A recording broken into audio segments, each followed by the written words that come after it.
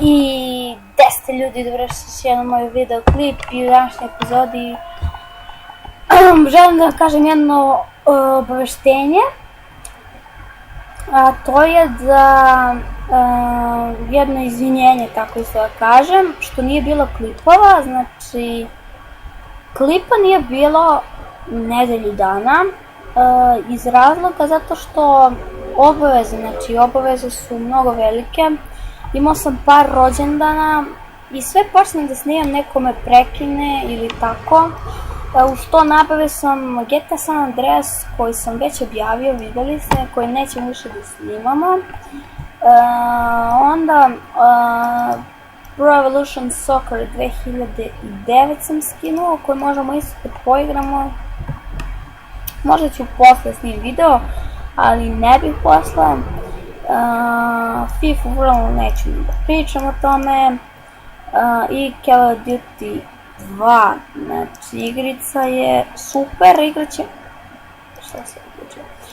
igraćemo multiplayer, ali nešto me zezaju serveri i mora da se učita do 3-4 hiljade loading da je moglo da se uđe neki server, ne znam zašto, ali ja gledam nešto po netu, neke youtubere i tako, znači mislim da mi se skida neka igra upravo.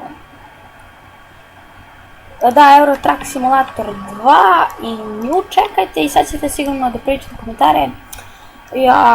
Imaš te 3 igrice, a nećeš nijednu da snimiš, ljudi, znači action je pun igrica.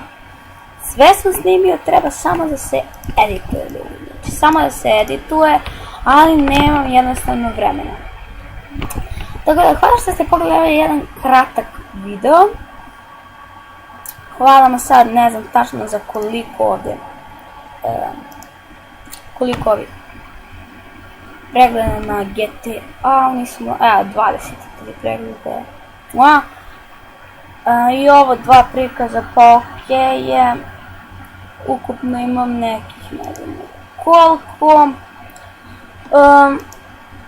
Ovu FIFA World ne bih da snimam nekoliko, ali Wizard ću da skinem i imam onda da uređujemo video, ono pauze, da pravimo i to sve. Da, klipa nije bilo 6 dana. Znači, bože.